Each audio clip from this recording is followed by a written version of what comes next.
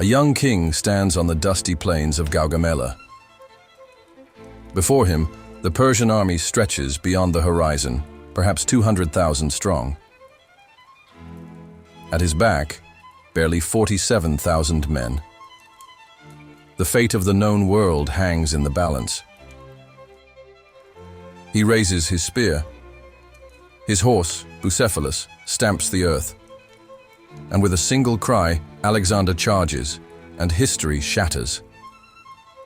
But how did this boy from a small, rugged kingdom in the north, Macedon, rise to defy empires and carve a legend that still endures today? This is the rise of Alexander the Great. Alexander was born in 356 BCE in the city of Pella. His father, Philip II, was a brilliant and ruthless king who forged Macedon into a military power. His mother, Olympias, told him he was descended from heroes, from Achilles, even from Zeus himself. As a boy, Alexander was restless, fiery, quick to anger, but also fiercely curious. He learned to ride, to hunt, to fight. At 12, he tamed a wild black stallion that no man could control. They named him Bucephalus, and he would carry Alexander into every battle until the end. Soon after, his father brought him a tutor, the philosopher Aristotle. From him, Alexander learned of science, medicine, politics, and the epics of Homer. The Iliad became his constant companion. Achilles was his hero. And Alexander vowed that one day, like Achilles, his own name would echo through eternity. But Alexander grew in the shadow of his father, Philip II. Philip transformed Macedon from a backwater into a rising empire. He built a new army, the phalanx, long spears bristling like a wall of iron. He conquered city after city, uniting Greece under Macedonian rule. But with each victory, Alexander saw what it meant to be king: cunning, brutality, ambition without mercy. Father and son often clashed. Philip mocked Alexander as too proud, too reckless. Alexander resented being dismissed, yet he also admired him. For Philip was teaching him the art of power, though neither knew how soon Alexander would need it. In 336 BCE, tragedy struck. At the wedding of his daughter, Philip II was assassinated by one of his own bodyguards. Alexander, just 20 years old, became king. But the throne was not secure. Enemies inside and outside the kingdom doubted him. Some whispered he was too young, too arrogant, too untested. But Alexander moved swiftly, decisively. He crushed rivals at home. He secured the loyalty of the Macedonian army, and then he turned to Greece. When Thebes rebelled, he marched at lightning speed. In days, the city was destroyed, its people sold into slavery, a brutal warning: defy Alexander and face ruin. By 21, Alexander was master of Greece, but his ambition was greater still. His eyes turned east, to the vast Persian Empire. To the east stretched the Persian Empire, a realm so vast it seemed endless.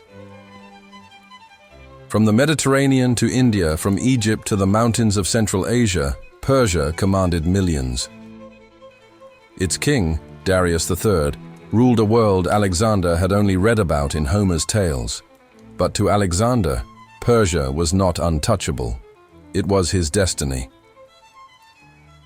Before leaving, he went to Corinth, where he was given command of the Greek alliance, a league of cities united under Macedon. Here, the philosopher Diogenes greeted him. When Alexander asked if there was anything he could do for him, the old man replied only, "Yes, stand out of my sunlight." Alexander laughed. "If I were not Alexander, he said. "I would wish to be Diogenes." It was a rare glimpse of humility, for soon he would march to carve his own legend. In 334 BCE, at just 22 years old, Alexander crossed the Hellespont into Asia. As his ship touched shore, he leapt onto the land and thrust his spear into the soil. He declared it was taken, not as a gift from the gods, but as a prize of war. The campaign that would shake the world had begun. At the river Granicus, Alexander faced his first great test. The Persians had gathered to crush this young invader. Their cavalry lined the far bank, their generals confident this campaign would end here. Many of Alexander's advisors urged caution. The river was swift, the banks steep, the enemy strong. But Alexander would not wait. He led his cavalry straight into the torrent, water rising around their horses' chests, arrows hissing through the air. The Persians charged, but Alexander fought like Achilles himself, cutting down Persian nobles with his spear. He nearly fell, struck on the head, his helmet split, but his men saved him. By day's end, the Persians fled, their generals slain. Asia Minor lay open. The boy king had struck his first blow against an empire, and the world began to whisper his name. From the Granicus, Alexander swept through Asia Minor. Cities fell or surrendered, some greeted him as liberator. At Gordium he came to an ancient knot, the Gordian knot, bound so tightly no one could untie it. Prophecy said, "He who unravels the knot shall rule all Asia." Alexander drew his sword and cut it in two. To his men, it was a sign of destiny. To Alexander, nothing was impossible. In 333 BCE, near Issus, Alexander faced Darius himself. The Persian king brought perhaps 100,000 men. Alexander's army? Barely 40,000. The Persians filled the plain, their banners stretching to the horizon. But Alexander did not see numbers, he saw an opening. He led his cavalry in a furious charge against the Persian center, straight for Darius. The great king, terrified, turned his chariot and fled. His army collapsed. Alexander captured Darius's family, his wife, his mother, his daughters. Yet he treated them with honor as royalty, for Alexander knew he was not just a conqueror. He was a king claiming another throne. After Issus, Alexander turned south to Egypt. The people there, weary of Persian rule, welcomed him as a liberator. At Memphis, he was crowned pharaoh. At the oasis of Siwa, he journeyed into the desert to consult the oracle of Amun.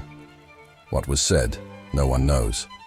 But Alexander emerged believing himself the son of Zeus Ammon, destined for greatness beyond mortal men.